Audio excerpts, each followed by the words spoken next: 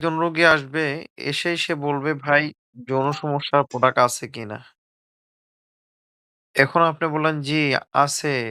এইটা নেন।" ছবি পাঠালেন। তো এটা কি চিকিৎসা হলো? আপনার রোগীর অবস্থাই জানলেন না যে আসলে রোগীর কি সমস্যা। যৌন সমস্যা তো আর এমনিই হয় না, অনেকগুলা কারণে হয়। আমি কারণটা আবার আগামী ক্লাসে আলোচনা করব। তাহলে আপনি জিজ্ঞাসাই করলেন না। বললেন যে, "আমাদের এই প্রোডাক্টটা আছে, শতভাগ কাজ করে, সেই গ্যারান্টি।" তো এইভাবে রোগীকে সুচিকিৎসা দিতে পারবেন না। এর জন্য যেটা করতে হবে, একজন রোগী আসবে, যৌন সমস্যার রোগী, আপনাকে জিজ্ঞাসা করবে। যা কিছুই জিজ্ঞাসা করুক, হয়তো টাইম কম, হয়তো সময় পায় না, শক্ত হয় না, ইত্যাদি, ইত্যাদি। তে তাদেরকে জিজ্ঞাসা করবেন, "ভাই আপনার মূলত কি সমস্যা আপনি অনুভব করেন? একটু বলেন।" মানে তার মতো করে বলতে বলবেন। তিনি বলবেন।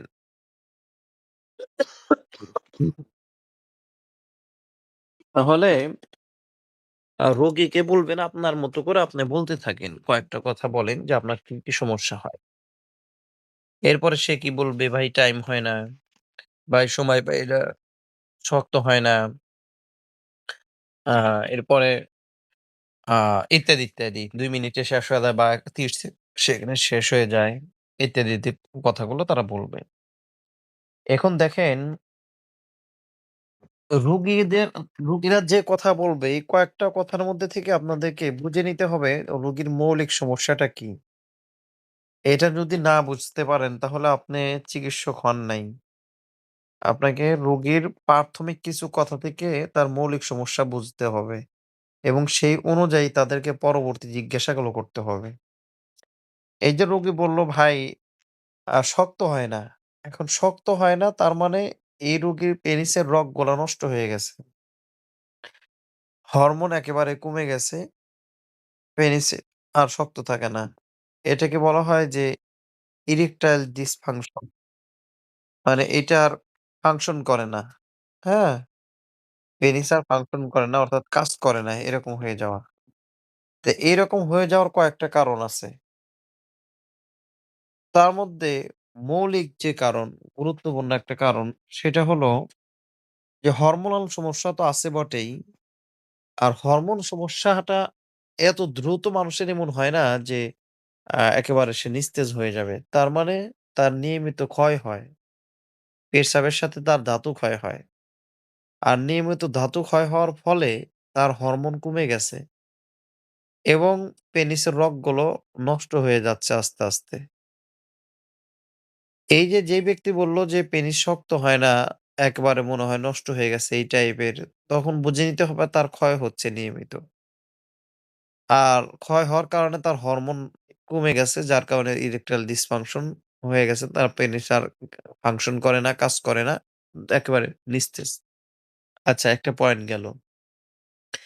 অনেকে বলবে যে, "ভাই বীর্য অনেক পাতলা হয়ে গেছে, আগে ঘন ছিল।" তার মানে বীর্যটা সাধারণ মানুষ যদি সহবাস করে, প্রত্যেক সপ্তাহে হয়তো ২ বার বা ৩ বার করবে। তে ২ থেকে ৩ বার যদি সহবাস করে, তো সেই ক্ষেত্রে বীর্য এত দ্রুত পাতলা হয়ে যায় না। কারণ মানুষ সপ্তাহে ২-৩ বার সহবাস করলে মাঝখানে খাবার-দাবার খায়, ভালো খাবার-টাবার খাচ্ছে মোটামুটি বীর্যটা নিয়মিত মানে কন্ট্রোল থাকে, স্বাভাবিক থাকে। কিন্তু যখন বলতেছে যে অনেকটা পাতলা হয়ে গেছে, তখন বুঝে নিতে হবে যে তার সহবাস ছাড়াও কোনো না কোনোভাবে শুক্রাণু বা বীর্য ক্ষয় হচ্ছে। যার ফলে বীর্যটা অনেক পাতলা হয়ে যাচ্ছে। এখন কিভাবে ক্ষয় হচ্ছে? ডায়াবেটিসের সুগার যাচ্ছে? নাকি মূলত তার ক্ষয়রোগ আছে পেনিসে আর পেচ্ছাব করতে গেলে পেচ পা পায় পেচ্ছাবের রাস্তা দিয়ে বীর্য বের হয়ে যাচ্ছে। পায়খানা জোরে করে চাপ দিলে আরকি আ পেচ্ছাবের রাস্তা দিয়ে ই বের হয়ে যাচ্ছে। তো এই যে ইগুলা, এই কারণগুলোতে তাদের কিন্তু আ আস্তে, আস্তে ক্ষয় ক্ষয় হচ্ছে। যার ফলে তার বীর্যটা অনেক পাতলা হয়ে যাচ্ছে। তো এই যে একটা মৌলিক কথা। জি। তাহলে এইভাবে কিন্তু বীর্যক্ষয় হয়ে যাচ্ছে। আর বীর্যক্ষয় হওয়ার ফলে পেনিস নিস্তেজ হয়ে যাচ্ছে এবং হরমোন কমে যাচ্ছে।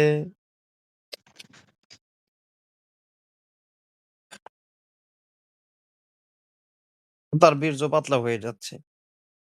এই যে মৌলিক ২ টা কারণ, পেনিস নিস্তেজ হয়ে যাওয়া এবং বীর্য একেবারে পাতলা হয়ে যাওয়া। এই ২ টার পেছনেই কিন্তু কাজ করে ক্ষয়রোগ। মানে পেচ্ছাবের সাথে দাঁত ক্ষয় হয়ে যাওয়া। তো এইটা আপনি জেনে নিলেন। এখন এইটা যদি আপনি জেনে না নেন, তাহলে এই রোগে কিন্তু আপনি সুচিকিৎসা দিতে পারবেন না।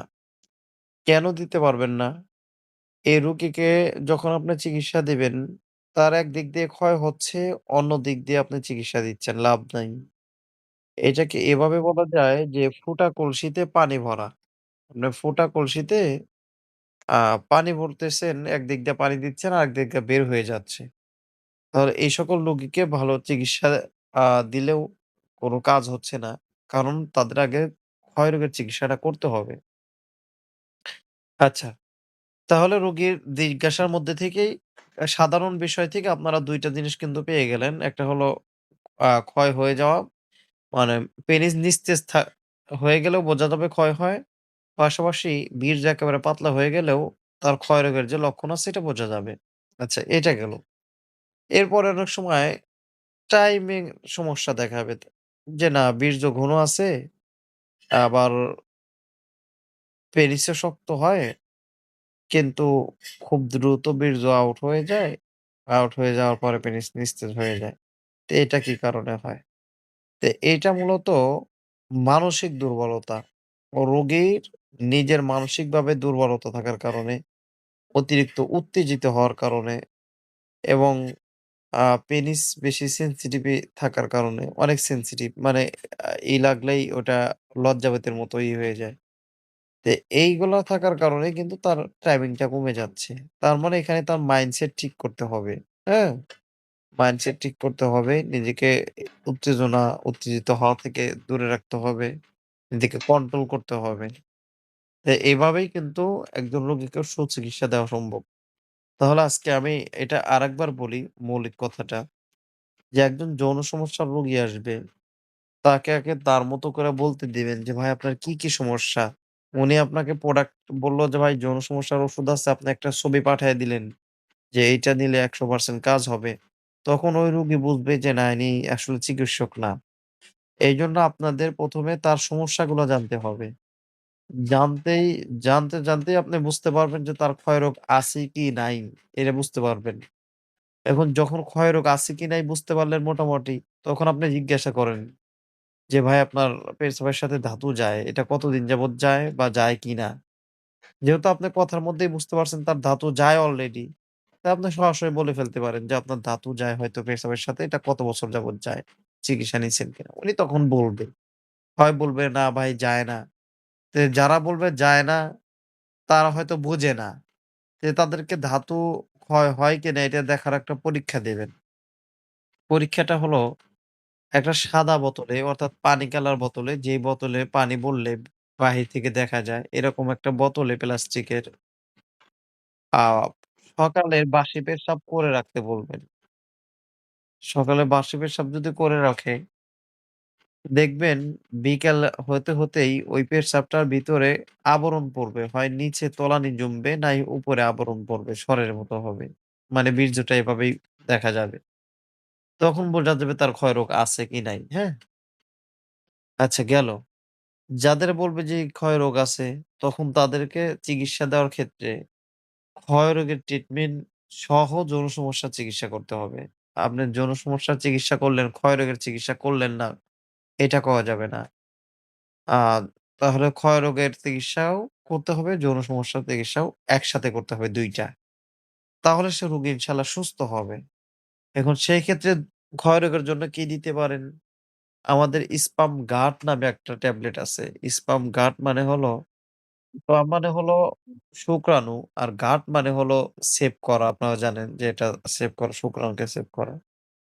তে এক কথায় স্পাম গার্ড মানে হলো যে শুক্রাণু আ পড়া বা ধাতু বের হয়ে যাওয়াকে রোধ করবে। এটা দিতে হবে। আর কাবাব চিনিটা দিবেন। এই ২ টা দিলে ইনশাআল্লাহ ভালো রেজাল্ট আসবে। আর আরেকটা কথা বলি মাঝখানে, অনেকের আবার স্বপ্নদোষ হয়। অনেক রোগী আসবে স্বপ্নদোষের জন্য যে তার ঘন স্বপ্নদোষ হওয়ার কারণে পেনিস হরমোন কমে যাচ্ছে, শরীর টিকতেছে না ইত্যাদি, ইত্যাদি। এদের জন্য আমাদের কাবাব চিনিটা কারেন্টের মতো কাজ করে। আলহামদুলিল্লাহ এটা খুব কারেন্টের মতো কাজ করে কাবাব চিনিটা। এইজন্য কাবাব চিনিটা ইনশাআল্লাহ দিয়ে দিবেন। তা আপাতত আপনারা যেই মৌলিক পয়েন্ট গুলো আলোচনা করা হলো যে যৌন সমস্যার রোগীকে কি বিষয় জিজ্ঞাসা করবেন, এই মৌলিক বিষয়গুলো আপনারা খেয়াল রাখবেন। যারা লিখে রেখেছেন তারা লিখিত রাখবেন। যারা লিখিত লেখেন নাই তারা অন্যজন থেকে গ্রুপে জিজ্ঞাসা করে নিবেন যে যারা লিখছেন একটু গ্রুপে দিয়ে দেন। হ্যাঁ? তাহলে অন্য যারা লিখছে তারা গ্রুপে দিয়ে দিবে ইনশাআল্লাহ। আর এরপরে YouTube চ্যানেলে এই ভিডিওটা দিয়ে দেব ইনশাআল্লাহ আজকের ভিডিওটা আর মিস করব না যেহেতু জরুরি বিষয়। YouTube চ্যানেল থেকে দেখে নেবেন। ভালো থাকবেন, সুস্থ থাকবেন এবং মানুষের সেবায় আ নিজেকে আত্মনিয়োগ করেন ইনশাআল্লাহ। আমি বের হয়ে যাচ্ছি। আসসালামু আলাইকুম ওয়া রাহমাতুল্লাহি ওয়া বারাকাতুহু। কোন জিজ্ঞাসা থাকলে শহীদুল ইসলাম ভাই এবং আ আমাদের ফারুক ভাইয়ের সাথে কোন জিজ্ঞাসা করতে পারেন।